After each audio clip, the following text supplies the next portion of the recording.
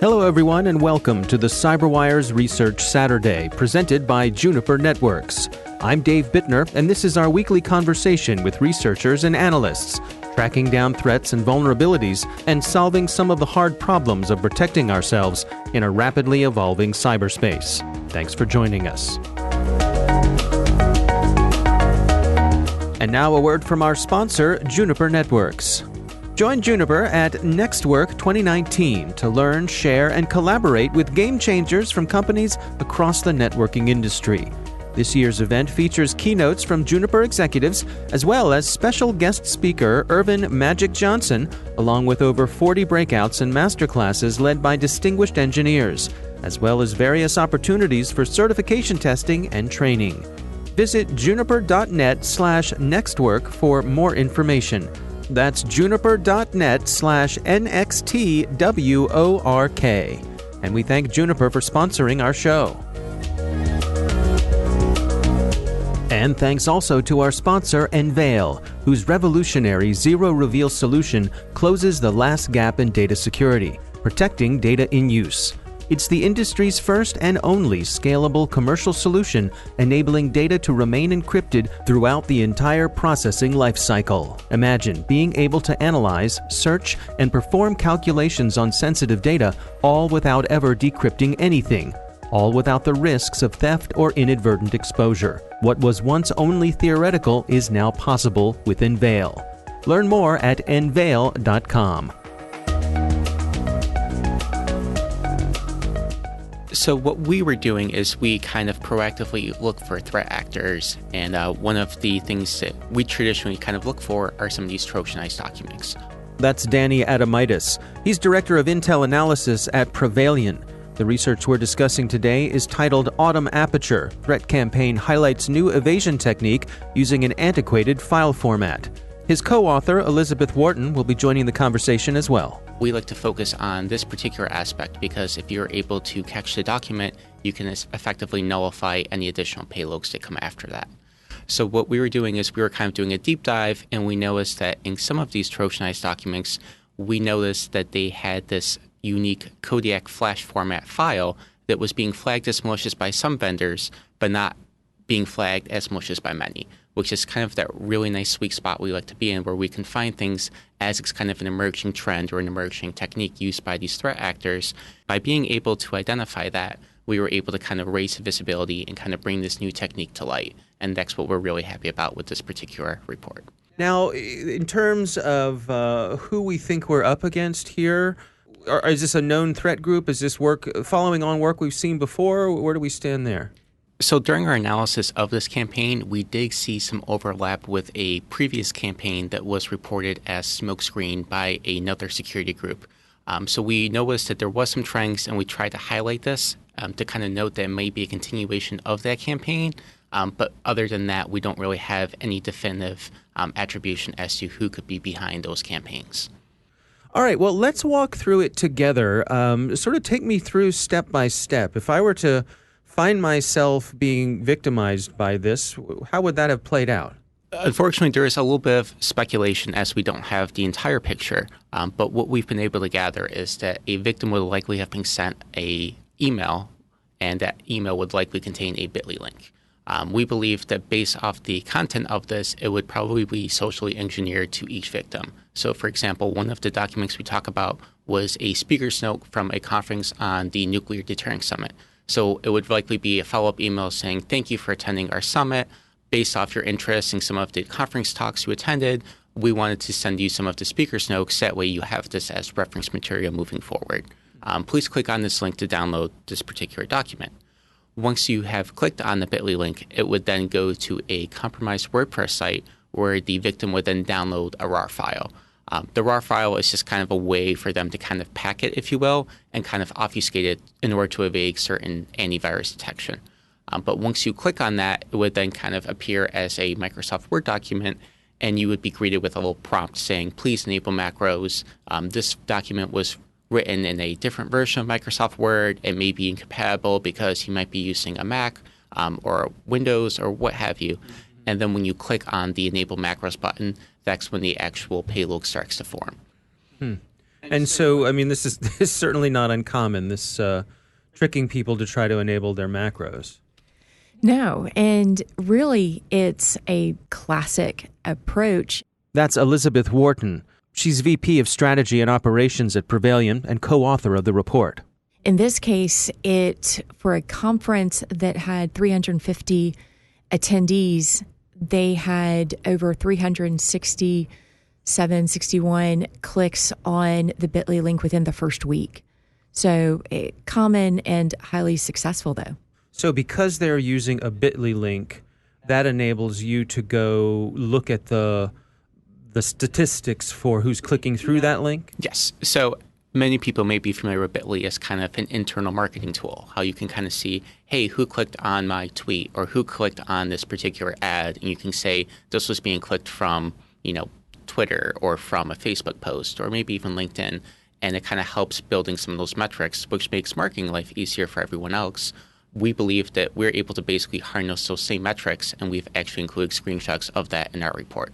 Suppose I am a member of this conference and or an attendee of this conference, and I get this file, and I think to myself, all right, well, this is something I'm interested in. I'd like to read the follow-up on this. If I open this file, it looks like the real file. I will find real reports from the conference, yes? Yes, with a small nuance, if I may. Okay. So when you actually open the document at first, you will typically see kind of an image that would basically say, please enable macros in order to view the document. And then once you enable macros, then you will see the actual speaker's notes. We've actually kind of been able to look at some of the document metadata, and we believe that this was indeed written by one of the presenters at the conference. But if we could, the one thing we really wanted to emphasize is that before you actually get to that, you do get greeted with that macro screen saying, please enable macros. And that's kind of the point where we want everyone to kind of stop for a second and say, this doesn't look right. Most people who kind of go about their normal business days, you don't really get macro documents anymore. That's not something that's being observed. So if you receive that from particularly an email or from someone who is outside of your organization, we would really like people to just kind of stop for a second and say, do I really need to enable macros? Where did this come from? Why is this happening? And if you can actually stop there before you hit the enable button, that then nullifies the rest of the attack. So yeah, it's a sophisticated attack from that point forward, but easy enough to stop with the proper amount of training, which was our goal, is to raise awareness for companies and potential victims to, hey, pay attention to this. It's worth noting that this is a growing threat campaign. Yeah, I mean, it strikes me that in your top 10 list of red flags, I would say someone asking you to enable your macros has got to be in the top 5, right? It should be. Yeah. And the thing is, it's proven to be highly effective. And the thing is, it's very cost effective for the threat actor. You can go on GitHub and you can download a number of projects, and they will help you build these macros in under an hour or so. And it doesn't actually cost this threat actor anything. Where if they were to try to use something like an unknown exploit or 0-day, that typically involves a lot of time, a lot of research, a lot of money, and it requires a lot of effort. So we kind of see people going after this because it's, quite frankly, the low-hanging fruit. Well, so let's continue through our little malicious journey here. If I've taken the bait, I've enabled my macros, I'm minding my own business reading the document, what's going on behind the scenes on my computer now? So the first thing that happens is the macro tries to do what we're calling some host-based enumeration. So what it will try to do is it will try to detect, is there any sort of antivirus product that's currently being run on your machine? We kind of called out some of the specific vendors that they were searching for. I believe it was Trend Micro. They were looking for McAfee, Windows Defender, some of these common antiviruses that we believe are more likely to catch them. And as we've seen, they've actually added additional vendors in August, and I believe one of the new ones was Sophros. So I believe that their list is currently expanding. So they're trying to kind of do some of this enumeration to make sure that if they do pull down that next payload, it will then be secure and that they're not jeopardizing their tool set. So they're evolving. Right. So it checks to see if I'm running antivirus. If I am, does it bail out? Yes, it basically ceases execution at that point in time, and it will just say, stop, we're not going to try to infect this particular machine. And we've seen, workstations where there are organizations where one person might be running antivirus, and the person sitting 3 feet next to them may not be. So it's kind of one of those things where with this campaign of hitting 360 some people, they're just banking on the fact that enough people won't be running antivirus that they'll still be able to have an effective campaign. Now, does it at this point, is it doing any reporting back that this is what I found? So we have noticed a little bit of reporting back. In the August campaign, there was a new function, how it looked like they were trying to pull the application version. So in this particular case, we believe the application is Microsoft Word, and they're trying to say, is this a new version of Word? Is this an old version of Word? We still don't fully understand what they're doing with that information yet, but it does appear to be kind of that heartbeat message that yes, it was enabled, or no, it was not enabled. So suppose I don't have antivirus running. Where do we go next? So the next thing it does is it tries to actually pull down that next payload. So what it will do is it will start a scheduled task, and it will try to reach out to another compromised WordPress site that we believe is hosting a malicious HTML document, or as we kind of call it in the document, an HTA. So what that will do is that will basically then be converted into your normal executable that everyone is familiar with, and that we believe is the first stage payload. And what's the functionality of that payload? Unfortunately, we were not able to obtain any payloads related to our documents. This is still kind of a continuing investigation on our side. But one of the other reasons we wanted to start publishing these IOCs is because while we do not have perfect visibility, we believe that some of the other partners in the antivirus industry may be able to find additional payloads based off this research. And we're kind of hoping to kind of use this as a foundational report to maybe expand upon later. I see. Now, one of the interesting things about this is that they're making use of an old file format to hide what they're up to. Describe to us what's going on there. So traditionally, when people create a macro, a legitimate macro in Microsoft Excel or Microsoft Word, that script will get saved off as a VBA file or a Visual Basic Application. What we've seen them do is they basically have taken that same functionality of the Visual Basic file and they've just kind of converted it to a Kodiak Flash file format or FPX. And this is, again, quite simple to do where you can even just right-click on it and rename it as a Kodiak Flash file, and then they've just inserted that into the Word document. We suspect that this was being done because the Kodiak file format is not being scanned as regularly or as tensely as some of the known VBA attacks. So we've seen VBA being used and abused by a number of different actors, such as Emotet, and just kind of everyone else. So by switching to this different format, they were actually able to drop their detection rate by almost 66%, which would then give them a higher chance of success during your operation. I mean, it's like nobody's looking for pagers these days, or criminals using Messenger to get their message across rather than sending it, you send a courier rather than sending a text or other electronic. And by taking it off the grid, it permits the higher rate of success. It's almost a security through obscurity. Yeah, I mean, it's I couldn't help thinking as I was reading through this that the fact that they were using this Kodak Flash Pix format, I wonder if some of the antivirus people can just look for the fact that someone's using such an old file format at all, even before looking inside what might be in there.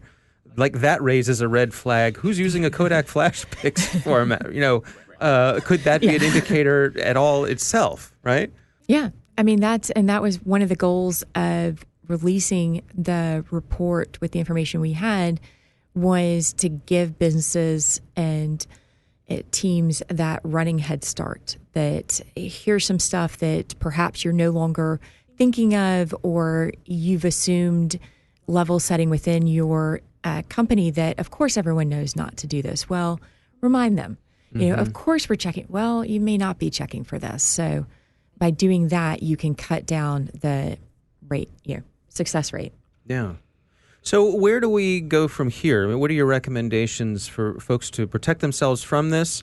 And then what are you hoping the other members of the research community do with the information you put out there? So our message to enterprise customers or anyone involved in this is, again, it's a very simple of, if you see a document asking you to enable macros, you should immediately stop and start contacting your IT or network support team. The message that we were kind of trying to convey to some of the antivirus or cybersecurity vendors in there is that we're now seeing this new technique, And we would kind of like to highlight this to make sure that it's being given attention and that new signatures are being deployed to look for the Visual Basic applications as well as this new file format, the FlashPix format. New old file format. Yes, this new old file format. Right. And again, it's just to kind of maybe jumpstart some investigations there where maybe they have some indicators that this was being used in their network and that you might want to go back and kind of look at those machines to see if there was any additional payloads that were downloaded. I mean, and you're looking at who they were targeting as well as going after the academic, the research, the nonprofit. That's a sector that perhaps you don't realize how many conferences you go to a year. And by going to that conference and you trust those conference materials, that perhaps, again, just don't get lulled into that false sense of security. Mm-hmm. Yeah, I mean, it's an interesting story here, the technical side, of course, but then also the social engineering side of how they're going about targeting these folks who, I suppose they believe have information that could be of use to them. And it's legitimate information. I mean, it's not as if they created a document that was in itself just garbage, so to speak. It's right. It's the actual research reports, papers, and taking that aspect of it. I mean, who's going to suspect, oh, well, this is the paper from the conference I attended, or this is the certification or some other document that I'm not suspicious of the document itself. Mm-hmm. Yeah, that itself doesn't raise any red flags. So while I'm enjoying that document, it's already begun. It's buying time, really. It's already begun its activities behind the scenes. Yes. So from a social engineering aspect, this was very well executed on their part. The one other thing we would like to highlight was as this campaign was employing the Kodak FlashPix format, we decided to have a little bit of fun with the name Kodak. So that's why we obviously named this particular campaign Aperture. But during the course of our research, we actually recalled that one of the old Kodak campaigns, like one of their official campaign slogans, was that you click the button and we'll do the rest. So we threw a little Easter egg in at the bottom where we said, you enable the macros, the malware will do the rest. There you go. Nice. Our thanks to Danny Adamitis and Elizabeth Wharton from Prevalion for joining us. We'll have a link to their research on Aperture in the show notes. Thanks to Juniper Networks for sponsoring our show. You can learn more at juniper.net/security or connect with them on Twitter or Facebook. And thanks to Enveil for their sponsorship. You can find out how they're closing the last gap in data security at enveil.com. The CyberWire Research Saturday is proudly produced in Maryland out of the startup studios of Data Tribe, where they're co-building the next generation of cybersecurity teams and technology. The coordinating producer is Jennifer Iben. Our amazing CyberWire team is Stefan Vaziri, Tamika Smith, Kelsey Bond, Tim Nodar, Joe Kerrigan, Carol Terrio, Nick Valecki, Bennett Moe, Chris Russell, John Petrick, Peter Kilpie, and I'm Dave Bittner. Thanks for listening.